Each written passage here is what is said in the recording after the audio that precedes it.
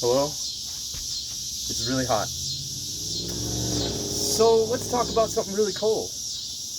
Let's talk about ice accumulation, rapid ice accumulation. What do you say? Sound good? Now, when you have a cool continent and you have a warm ocean and you have a stream, an atmospheric stream that takes the water vapor off the warm ocean and blows it across a cool continent, what you get is a lot of snow precipitation. And it can accumulate very quickly. And an example of how quickly it can accumulate is at the end of World War II, some American bombers and planes were flying back to America, and they had an emergency landing in Greenland. And there they abandoned their planes and caught a ride and made it home. Well, 60 years later, there's a guy who loves airplanes, and he thought, you know what, I want to go try to find those, because some of them are very valuable, and it'd just be neat to have some vintage World War II planes.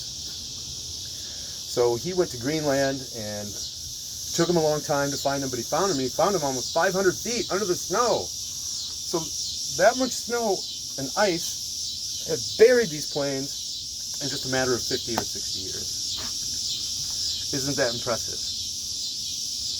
Now there are those out in the world who postulate the possibility that the Ice Age isn't this thing that happens over thousands and thousands of years where glaciers creep and creep and creep and creep and then recede, and this happens over and over again. There are those who feel that the Ice Age was created by one of these events where the continents, like, you know, they're cool, like up by Canada, North America, Alaska, Siberia, that something heated the ocean, some cataclysmic event.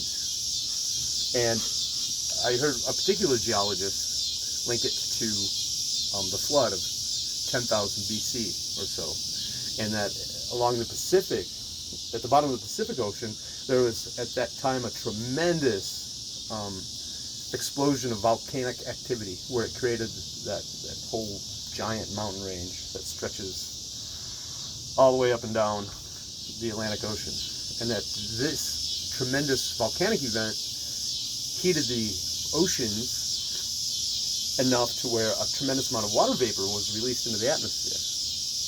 And as the floods heated up and covering the ocean, the atmosphere was chilly in the north, and when all that water vapor from the floods and from the heat from the volcanic activity, when that vapor went over the colder areas and continents, that it turned into a tremendously massive amount of snow and ice, and it just covered it, and the whole Ice Age was created in just a few short years from all of this, and lasted at least 60 to 100, because according to this geologist, that was how long, if the atmosphere and everything turned to normal again, it would take that long for a lot of that ice to recede, or at least a big portion of it. And I guess the rest of it gradually melted and receded over a longer period of time. But what this left was suddenly not only the Great Lakes, but it left a huge lake out west, like Utah, Nevada, Colorado, New Mexico, that whole area. And that ocean lake was created by the sudden melting of all the ice that had deposited there. And yet there was still some ice barriers that were holding it in its place. And some of the water was salt water, and that's of course how we got the great salt lakes, is the residue of the salt from the salt water that's still there. But this big giant lake, the ice that was holding it in one day melted, and this lake just dumped into the ocean. And as it did so, it carved out the Grand Canyon, not over millions of years by the Colorado River, carving its way through. This happened from a tremendous water event.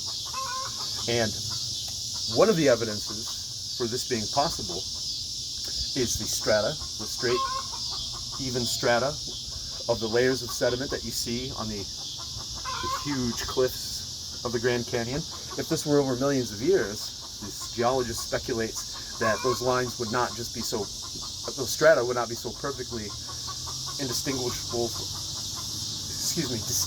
from one another, and that there would have been a blending and an erosion, and these strata over millions of years would, eventually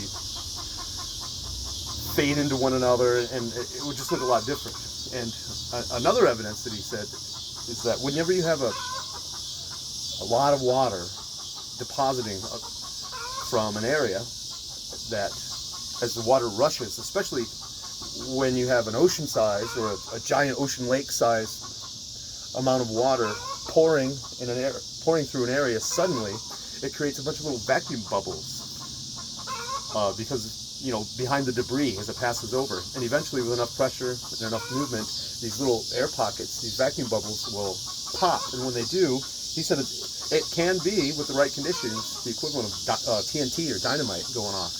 And he postulates that this lake, as it emptied into the ocean, like I said, was just blowing up the Grand Canyon and carved it in a much more faster time than conventional history tells us. What do you think of all that? Yeah. Very similar to the young Earth creationist theories, except for that you went back 10,000 years. Mm-hmm. Well, that seems to be like the date where all cultures in the world seem to think that there was a deluge, all ancient cultures, and all of their tales and their myths about the Great Deluge date it at about that time. But who knows? I don't know. I'm just telling you once again what I heard. Mm-hmm. Neat. Yep, super neat. Well, did I say it was hot already? Because man, it's hot. It sure is hot. All right, give us something. It's your turn. Just pull it out off the top of your head. I can't think of anything. Not today? Mm-mm. What about ideological things? Because you had sort of got wound up the last time we had a speech. You seemed pretty passionate about some stuff. Mm-hmm. Perhaps you'd want to talk about something like that. Not particularly. Okay, well, hey, an 8-minute video, that's cool. Yeah. I'm going to go sit in front of a fan and drink a big glass of water. Until next time.